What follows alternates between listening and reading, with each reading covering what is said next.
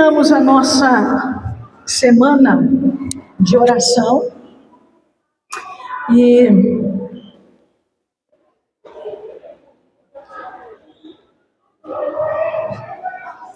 vamos só esperar a nossa galerinha terminar de subir ali, né? E confesso aos irmãos que eu fiquei com aquele gostinho de quero mais. Quantos apreciaram a leitura de Eclesiastes essa semana? Levanta a mão. Opa, olha aí que legal. Muito bem. Eu fiz um acordo com o Senhor essa semana. Eu vou repetir a leitura, que Deus chamou a minha atenção para algumas coisas em especial que eu quero voltar a ler. Quantos vão ler Eclesiastes novamente essa semana comigo? Amém, maravilha.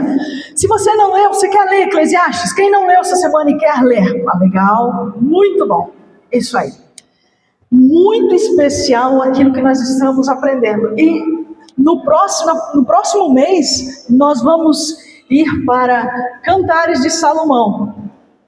E nós vamos estar aprendendo um pouco mais daquilo que está em Eclesiastes, pois são os livros de poesia, os livros poéticos da Bíblia. E é muito especial isso, muito especial saber que o Senhor Deus tem uma forma para falar o nosso coração de uma maneira poética, não só usando provérbios e salmos, mas para ministrar o nosso coração. E nesta semana nós continuamos com o desafio dos 15 minutos de oração, não é mesmo? Quem já tem conseguido os 15 minutos de oração? Levanta a mão. Maravilha! Legal, muito bem. E o desafio é, se você já chegou nos 15 minutos, deixa Deus te conduzir para águas mais profundas. Não põe o relógio para despertar com 15 minutos. Deixa Deus continuar te conduzindo a águas mais profundas.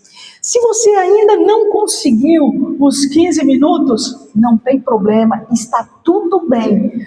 Você chega lá e chega a águas mais profundas também. Fique tranquilo, fique tranquila. O Senhor Deus tem coisas extraordinárias para revelar ao teu coração. E vou dizer um negócio, Ele quer falar só com você. Ele não vai usar qualquer outra pessoa para mandar recado para você. Deus quer falar só com você. Por isso que é importante você investir esse tempo com Ele para aprender um pouco mais com o Senhor. Por isso, nós vamos estar revisando aquilo que nessa semana nós ouvimos do Senhor em Eclesiastes. E eu gostaria que nós olhássemos para o último capítulo de Eclesiastes, Eclesiastes capítulo 9, capítulo 12, do versículo 9 ao 14. Hoje, na escola bíblica, ouvimos muito bem o nosso professor falando das bênçãos que é sermos educados na administração financeira. E a única pessoa que pode nos educar na administração financeira é o Senhor Deus. E é tão especial quando nós convidamos o Senhor para ser o nosso contador, o nosso administrador, que a gente começa a aprender umas coisas e às vezes necessidades que nós achávamos que tínhamos com o nosso contador mor, nosso sócio majoritário, como diz o irmão Hélio, né? O Senhor Jesus é o meu sócio majoritário. Nós aprendemos que às vezes algumas necessidades que achávamos que tínhamos, a gente não tem mais. Não precisa. Não era tão vital e tão fundamental. Então, vamos seguir. E eu gostaria que nós lêssemos juntos esses versículos. Você pode anotar na sua Bíblia e seguir lendo, mas eu selecionei aqui os versículos e nós vamos ler juntos para os irmãos me ajudarem. Eclesiastes capítulo 12, o versículo 9 até o versículo 14, e o desafio é vivermos uma vida sábia. Vamos lá então, juntos comigo. Além de ser sábio, o mestre também transmitiu conhecimento ao povo. Ele considerou, examinou e colecionou muitos provérbios. Procurou também encontrar as palavras certas, e o que ele escreveu era reto e verdadeiro. As palavras dos sábios são como aguilhões, e a coleção dos seus ditos como pregos bem fixados, provenientes de um único pastor. Tome cuidado, meu filho, com qualquer coisa além dessas palavras. Não há limite para a produção de livros, e estudar demais deixa exausto o corpo. Olha que coisa interessante. Você pode dizer amém a esse texto? Que coisa interessante quando nós, no capítulo 2 e capítulo 3, Salomão diz que trabalhar demais é enfado e canseira, correr atrás do dinheiro é enfado e canseira, e ele diz que proveito há. E agora ele está dizendo, olha, estudar demais ou ler demais deixa o teu corpo exausto.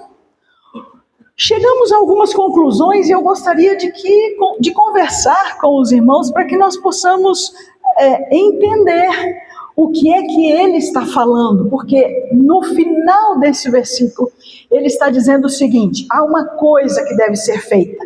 Então ele traz um conselho. Qual é o conselho que ele traz? Vamos ler juntos? De tudo o que se ouviu, aqui está a conclusão. Então, qual é a conclusão? Você resume todo o livro de Eclesiastes nessa parte, nesse versículo 14. Vamos ler juntos? Tema a Deus e obedeça aos seus mandamentos, porque isso é o essencial para o homem. Pois Deus trará a julgamento tudo o que foi feito, até mesmo tudo o que está escondido, seja bom, seja mau. Amém? Mais uma vez, feche os seus olhos, baixe a sua cabeça. Pai, nós estamos na Tua presença, e é de onde não queremos sair, pedindo do Senhor ministração da Tua palavra. Revela-nos a Tua vontade, o Teu querer e os Teus ensinos, que possamos sair daqui com algo especial do Teu coração para o nosso coração. Em nome de Jesus. Amém. Amém? É o seu desejo também?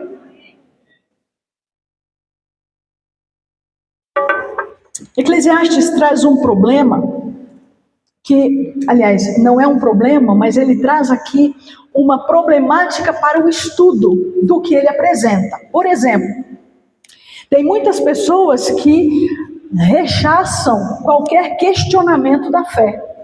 Eclesiastes não. Aqui em Eclesiastes é como se Salomão dissesse, toda pergunta que você quiser fazer para o Senhor, você pode fazer.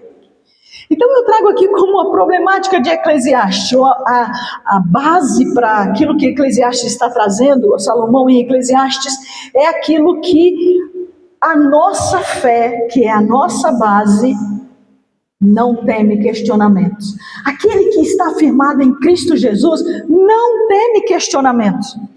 Quando eu cheguei agora, o irmão Juliano parou ali e começou a fazer algumas perguntas. Que coisa boa! E eu não me incomodo em que façam perguntas. E se eu não souber, eu vou dizer mesmo, olha, eu vou estudar isso aí, porque até hoje ninguém ainda tinha me questionado sobre isso. Mas certamente Deus tem uma resposta. Aquelas respostas que são absurdas, a gente diz, olha, isso aí você só vai descobrir ou identificar na volta de Jesus. Mas quando o questionamento é para entender e conhecer, o Senhor Deus traz a resposta. E John Stott tem um livro, já tenho falado sobre ele, que eu gostei demais, quando eu li um livreto daquele que a gente lê em 1 hora. Ele diz, crer é pensar. Quando a gente vai para Romanos capítulo 12, Romanos capítulo 12 diz que a nossa fé é um culto racional a Deus.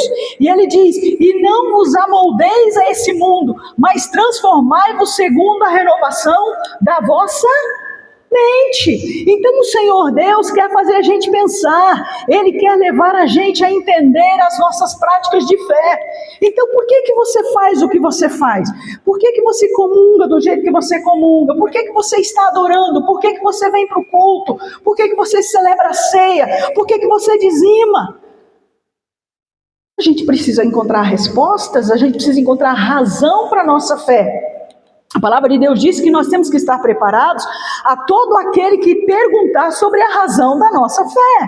Então eu não posso ter uma fé pautada no que os meus pais fizeram, ou que os meus antepassados fizeram, ou uma fé pautada em falas que dizem mais ou menos assim: eu nasci nessa comunidade de fé e vou morrer nela. Isso não é razão. Eu preciso saber em quem creio. O apóstolo Paulo diz que quando nós temos essa certeza e convicção, então ele diz: mas eu sei em quem tenho crido, e eu estou bem certo que é poderoso para guardar o meu tesouro, o meu depósito até o dia final. Precisamos ter essa convicção, ter essa certeza. Então, Eclesiastes é o livro que recebe questionamentos da fé e permite, então, uma roda de conversa, talvez regada a um cafezinho, regada a um chimarrão. Vamos aqui bater um papo sobre a fé, sobre o dinheiro, sobre o tempo que você gasta, sobre o seu trabalho, sobre a forma como você vive. Vamos usar o nosso dia a dia à luz da palavra de Deus. E aqui tem uma palavra que nós já temos estudado, é cosmovisão. Então a minha vida precisa refletir a visão que eu tenho de mundo, a ideologia e filosofia da minha vida. Aquilo que eu faço ou deixo de fazer precisa estar muito claro e explícito em quem eu creio. Então eu posso dizer: mas eu sei em quem tenho crido, e estou bem certo que é poderoso para guardar o meu depósito até o dia final. Aleluias! Então podemos dizer: não mais eu vivo, mas Cristo vive em mim, e a vida que eu vivo nessa carne, aqui nessa terra, vivo na fé do Filho de Deus, o qual me amou e se entregou a si mesmo por mim. Gálatas 2:20. Então a questão não é a coisa, a questão não é o dinheiro, a questão não é o trabalho, mas sim como eu e você nos relacionamos com essas situações. Veja, em momento algum, e o irmão Valmir trouxe muito bem que Deus não tem problema nenhum com o dinheiro, Ele não tem problema nenhum com quem tem dinheiro ou quem é rico, Ele não tem problema, Ele não abençoa menos quem é pobre ou mais quem é rico. Essa não é a questão. A questão é como eu e você lidamos com isso. Então uma outra fala que foi na escola bíblica é: não faça dívidas. Foi uma das lições que o irmão Valmir trouxe. Não empreste dinheiro, não empreste teu nome. Como é que você se relaciona? Não é o trabalho que é problema para mim, é a forma como eu me relaciono com o meu trabalho. Se eu sou seletista, então meu horário de trabalho são 8 horas, e fora isso eu tenho que ter hora extra. Ou se eu sou autônomo ou autônoma, eu tenho que também controlar meu horário de trabalho, porque eu preciso descansar, eu preciso ter um tempo com a minha família. E às vezes a fala que é dita é: eu estou trabalhando tanto que é para dar sustento para vocês, que é para sustentar essa família. Está errado. Essa é a prova que nós não sabemos lidar com a coisa, não sabemos lidar com a situação. Então eu deixo que a situação me domine. E eu faço um jogo de palavras aqui, eu digo: então você vive na dependência e não liderando. Você é dependente do dinheiro e não você lidera o dinheiro. Se eu permito que o dinheiro me domine, então eu vou trabalhar e trabalhar e trabalhar, e vai ser exaustivo. Eu não vou ter tempo de fazer o eu mais um, eu não vou ter tempo de ir no PGM, eu não vou ter tempo de ir ao culto, porque eu estou trabalhando, eu estou trabalhando e eu estou trabalhando. É uma opressão ao invés da libertação. Então, como eu vivo nessa opressão de ter as coisas, eu então não estou livre, eu não posso ofertar, eu não posso ajudar um missionário, eu não posso ajudar os guardiões, eu não posso ajudar o ministério de música, eu não tenho dinheiro. Eu não posso nem dizimar porque eu não tenho dinheiro. O dinheiro que entra na minha conta vai embora pelo ralo, porque eu estou cheio de dívidas. Meu nome está naquele lugar, né, no SPC, e tudo que entra na minha conta fica lá. Então eu vivo nessa opressão e não na libertação. Você vive na ignorância ou na sabedoria? Porque é exatamente isso que Eclesiastes diz. Para vivermos na sabedoria. E conversamos domingo passado a diferença entre conhecimento e sabedoria. Não, o sábio não é aquele que sabe, que conhece tudo. O sábio é aquele que pratica o conhecimento adquirido. E nós vimos que Eclesiastes fala que nós precisamos aprender a ouvir o pobre, porque o pobre tem sabedoria na sua fala. Não é o dinheiro que valida, que dá autoridade à fala do outro, mas sim a condição com que aquela pessoa vive, irmãos. Aleluias! É isso que Eclesiastes traz para nós pensarmos. Se você está cansado demais e cansada demais e não tem tempo, então reveja, é isso que Eclesiastes está fazendo. Viva, lidere o seu tempo, lidere o seu dinheiro, lidere a sua conta bancária. Não deixe que os gerentes do banco liderem você. Não deixe que aquela ligaçãozinha que diz, olha, teu nome está limpo, a gente tem aqui um crédito, um empréstimo, que tal aproveitar agora? Não deixe que um outro lidere a sua conta, o seu bolso. Viva em sabedoria. E aqui tem duas frases que eu pego aqui, de Eclesiastes 5, 18 a 20. Pode anotar e ler em casa, 18 a 19 e 20. Quem ama o dinheiro jamais terá o suficiente. Porque quanto mais você tem, mais você quer. E já contei aqui rapidinho que aquela pessoa que ia à igreja ia a pé e carregava aquele monte de gente, já ia pelo caminho, já ia convidando e levando, e chegava na igreja, todo mundo andando, era uma bênção. A pessoa começa a progredir, tem uma bicicleta, agora não dá mais para carregar todo mundo. Depois a bicicleta vai progredindo e compra uma moto, não dá para dar carona. Depois compra um carro, melhora a casa, adquire a casa e faz agora uma piscina. Agora não posso mais ter o PGM, porque no horário do PGM eu tenho os meus amigos do trabalho que vêm para um churrasquinho no final do dia e a gente termina na piscina. Agora eu compro um Aras e tenho que visitar meus cavalos no Aras, então eu não posso vir ao culto. Eu agora não posso dizimar e nem ofertar, porque o meu dinheiro é muito alto. Se eu for dar o dízimo ou oferta, vai ser mais que todo mundo, e eu então não vou dar. E eu já disse, a primeira vez que eu comecei a falar sobre isso, eu disse, certa vez, um pastor do interior lá do Espírito Santo foi visitar um irmão, que Deus abençoou e progrediu. Então, ao final, na oração, esse irmão dizendo, pastor, a nossa conversa tem que ser bem rapidinha, porque eu estou esperando aqui uns empresários que a gente está aqui negociando. Tá tudo bem. E aí o pastor então disse, Senhor,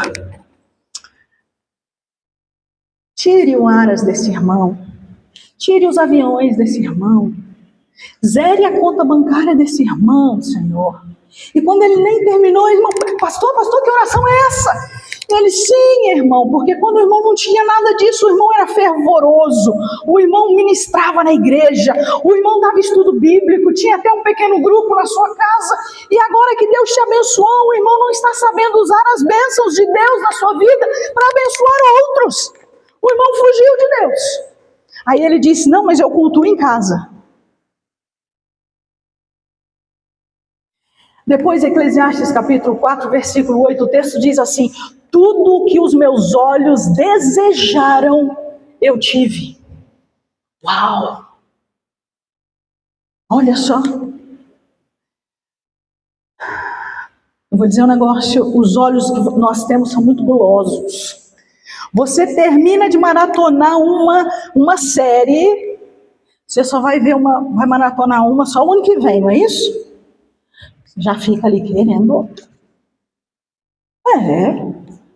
Você termina, por exemplo, você comprou um negócio novo aqui, esse aqui, última geração.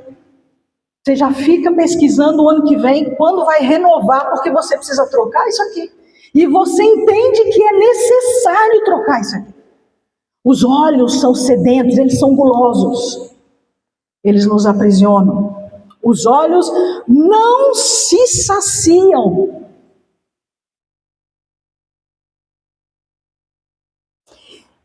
E eu peguei algumas frases de Eclesiastes e então eu coloquei para que você pense junto comigo. Primeira coisa, a vida não faz sentido. Se nós olharmos para essa vida na cosmovisão humana, com a visão do capitalismo, do empreendedorismo, não faz sentido. Você nem fica em casa, você nem conversa com teu cônjuge, nem vê teus filhos crescerem. Segundo, que vantagem há nessa vida debaixo do sol? Para que então viver assim? Faz sentido? Será que essa vida tem sentido? Será que é para isso mesmo que Deus me criou e me trouxe aqui? A expectativa de achar a resposta nas várias atividades humanas traz um vazio descrito como vaidade, futilidade, absurdo passageiro. E por isso que a ciência que estuda a mente humana, a psicologia, a própria psicanálise, o que encontra? Dúvidas e questionamentos como: de onde eu vim, para onde eu vou, o que faço aqui nesse mundo? Qual é a sua missão nesta vida? Onde está o teu coração? Como você lida com o dinheiro? Você domina o dinheiro ou o dinheiro te domina? Como você lida com o trabalho? É interessante que o irmão Valmir falou de ter uma poupança. Você tem uma poupança? Não precisa responder para mim, mas responde aí. Às vezes você vai dizer para mim assim: eu não consigo poupar 30 reais, 50 reais, isso não vale nada. Eu vou ganhar dinheiro para poupar 500 reais todo mês. Responde para mim. Você também que está online, responde. Você vai conseguir ganhar tanto dinheiro para poupar 500 reais? Nunca. Porque se você não consegue poupar 30 reais, você não vai conseguir aprender a poupar 500. O Senhor Jesus diz que quando nós somos fiéis no pouco, Ele nos coloca no muito. Então, se eu não aprender a poupar com salário mínimo, quando eu tiver 15 salários, eu vou conseguir poupar?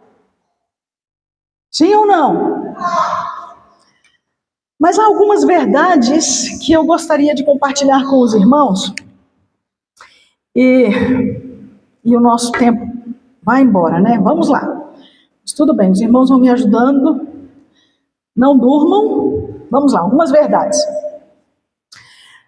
Verdades que a gente consegue observar lendo Eclesiastes. Primeiro, baseado em Eclesiastes 3, do versículo 1 ao 4 e o versículo 15 ao 20, é uma realidade existencial. Para onde eu vou? O que eu estou fazendo aqui? Não faz sentido eu levantar às 4 da madrugada, chegar em casa às 10 da noite do trabalho. Eu não tenho nem tempo de fazer uma refeição com meus filhos. O tempo passa. Presta atenção. O tempo passa.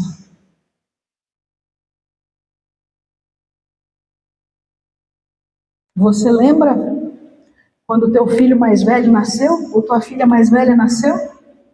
Lembra que você pegou no braço? Lembra disso? Qual é o tamanho do teu filho e da tua filha mais velha? De repente você já é um avô, uma avó. Olha o tempo, aí você diz: poxa, o tempo voou, não é isso? Qual é o sentido da vida para você? De repente vale mais a pena ganhar menos e conviver com os nossos pequenininhos para vê-los crescer, para conversar com eles, para colocar os nossos filhos no nosso colo, para rolar no chão com eles, do que a gente nem os ver crescendo. Faz sentido? Você nem sabe os sonhos que teus filhos têm, porque você não conversa com eles. E é isso que Eclesiastes está dizendo. Entender esta finitude da vida faz com que a gente comece a dominar o nosso tempo. Então, o tempo tem que estar no meu controle. Eu vou trabalhar como o Senhor Deus, né? No máximo sábado até meio-dia, mas o restante eu vou dedicar à minha família, aos meus filhos, a tempo especial, tempo de qualidade. Eu ainda coloco aqui, todos vamos morrer. Todos. E interessante que Eclesiastes diz aqui, que, vou até dizer, ele diz que tanto animais quanto o ser humano vai morrer. A morte é para todos. Então por que a gente começa a viver como se a morte nunca fosse chegar na nossa casa? Vamos aproveitar. Vamos beijar, abraçar, brincar mais, enquanto a gente está aqui nesse mundo podendo fazer isso. Às vezes a gente chega em casa tão exausta do trabalho e cria tanto caso, discute, briga.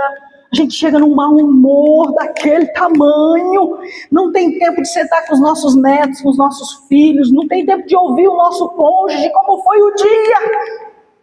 E a gente ainda dá aquela desculpa, eu estou trabalhando pela família. Todos os seres humanos, todos os seres vivos enfrentarão a morte e terão o mesmo destino.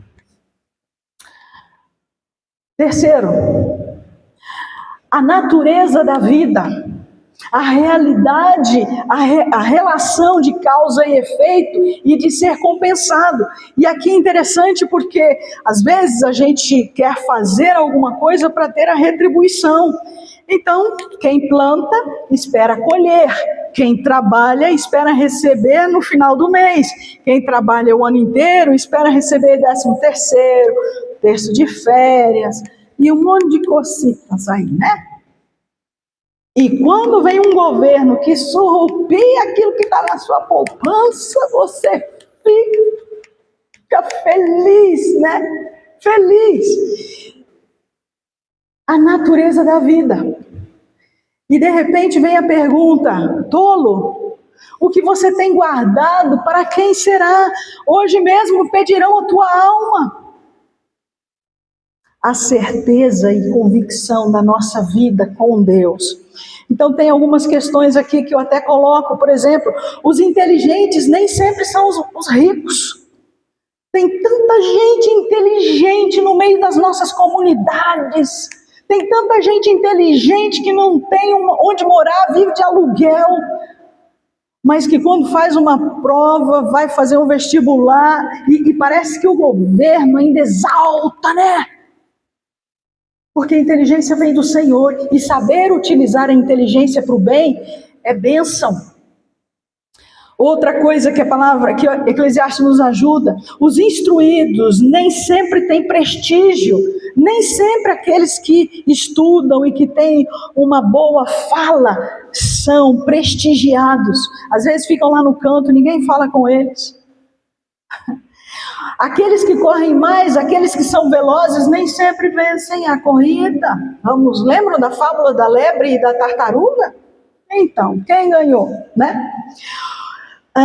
Os fortes nem sempre triunfam na guerra. Os sábios nem sempre têm comida. Precisou vir José do Egito para José lá no Egito para fazer com que tivesse comida, não só para o Egito, mas para toda a região. Eclesiastes capítulo 4, do versículo 1 ao 4. Parece que a injustiça predomina. Parece que não há razão naquilo que vemos. Será que Deus não está olhando o questionamento da fé? O crescimento da injustiça cresce com o crescimento do poder. Já viram isso? Não sei, na sua empresa ou às vezes na vizinhança, quando surge a oportunidade de crescimento, de subir de cargo, aquela pessoa que está na vez daquela bonificação ou daquela promoção, nem se importa com os que estão atrás e passa por cima. É a minha vez, eu vou chegar lá, não me importa os outros, agora é a minha vez. E é isso. Com o crescimento do poder, então, a injustiça cresce, a desigualdade. O irmão Valmir falou muito bem sobre isso.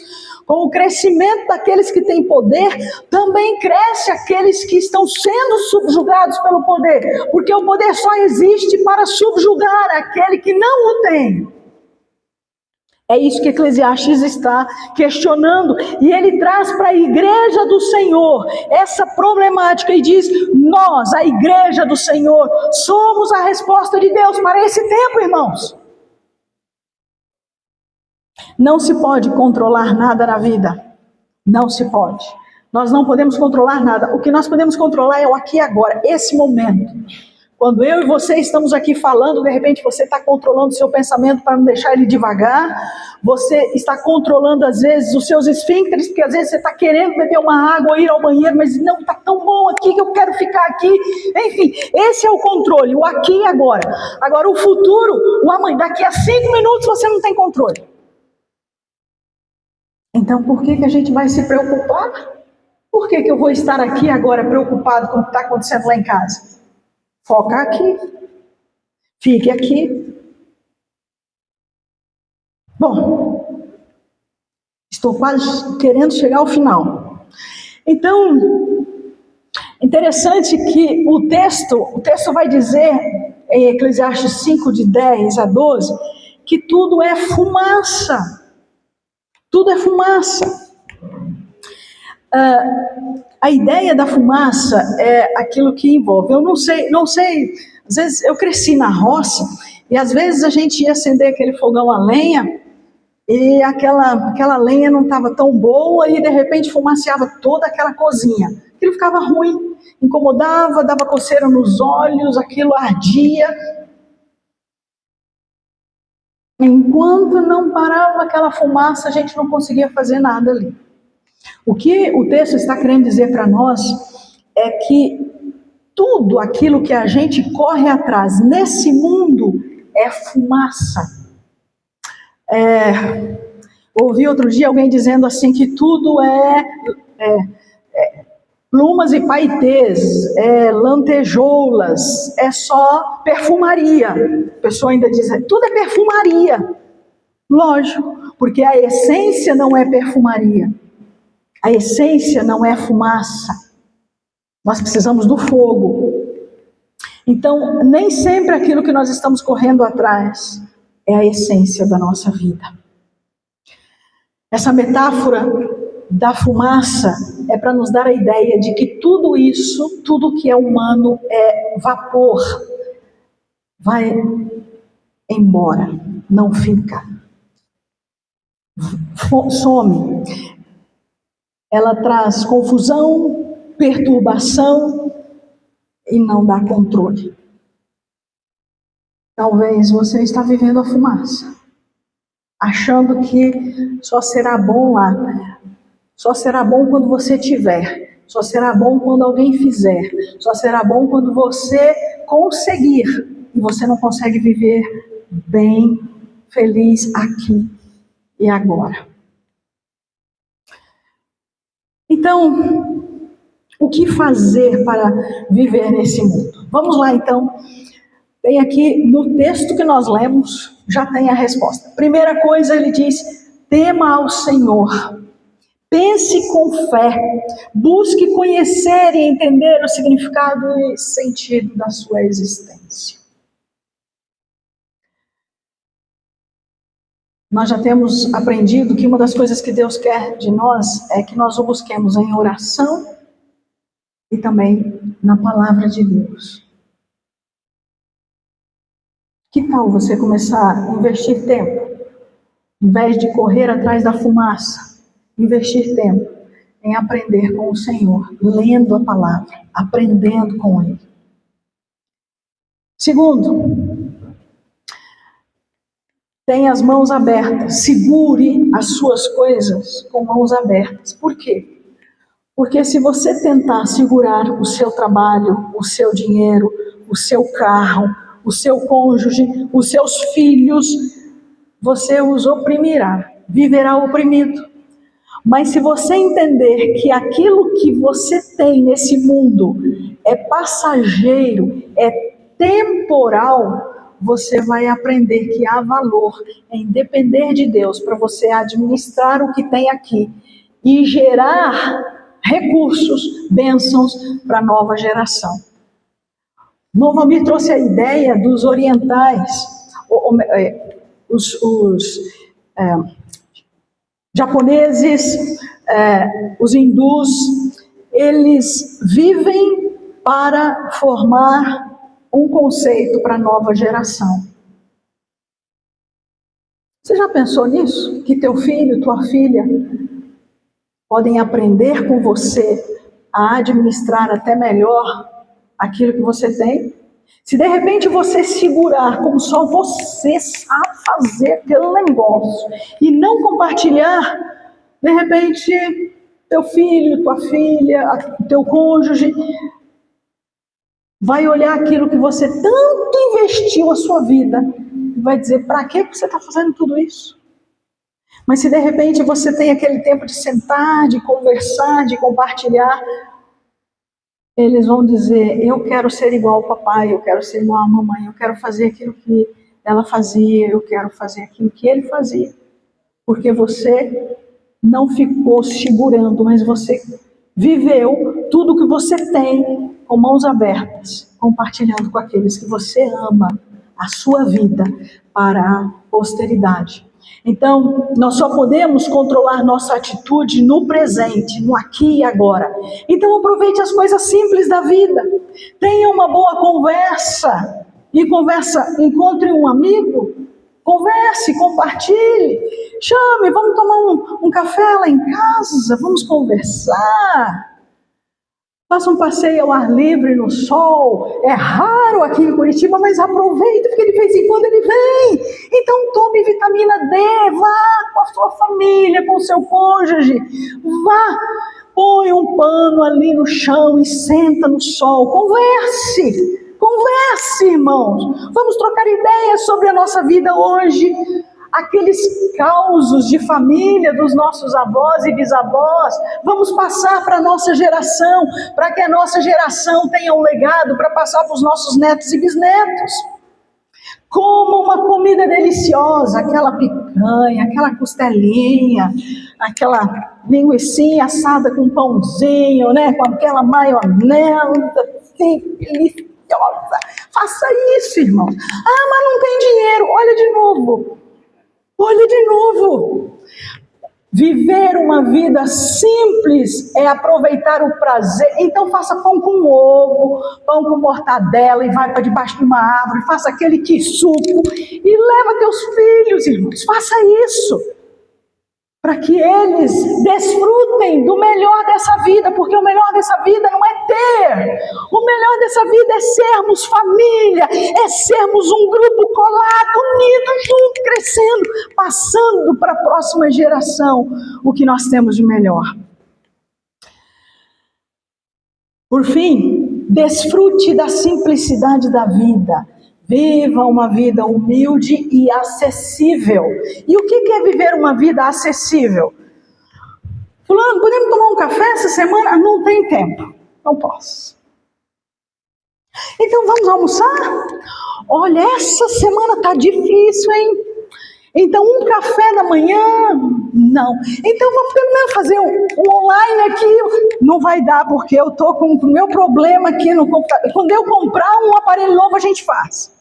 Seja acessível, já tenha algo na sua agenda aberto para você poder tomar um café, comer um bolo, uma água, um suco, qualquer coisa, mas com alguém. Faça isso. Por fim, Eclesiastes 12:1. Vamos ler juntos? Junto comigo. Vamos lá, igreja. Lembre-se antes que venha o dia de bênção, se aproxime os anos e que você dirá, não tem satisfação. Meu desafio é que você continue lendo o capítulo 12, porque o capítulo 12 diz assim, você vai começar a ter problemas no joelho, você vai ter problema de visão, você vai ter problema de audição, você vai ter problema de locomoção.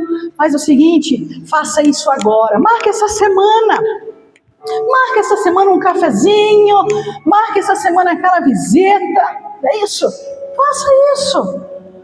Esse é o momento, porque vai chegar o tempo em que você vai dizer, eu não tive contentamento na minha vida, para que eu vivi? Para que eu vivi? Eu conheci uma pessoa que está com 53 anos. Essa pessoa diz assim: eu vou morrer aos 62. Eu falei: por quê? Já cansei de viver. Eu falei: sério? Sério, você já cansou de viver? Olha, eu estou explodindo de vida e eu quero viver e viver para o Senhor e viver para a gente ainda se encontrar e tomar muito cafezinho. Porque é para isso que vale a vida, que eu e você estamos aqui. Mas se você não encontrar sentido na vida, nada disso terá sentido. Você vai viver amargurado, angustiado.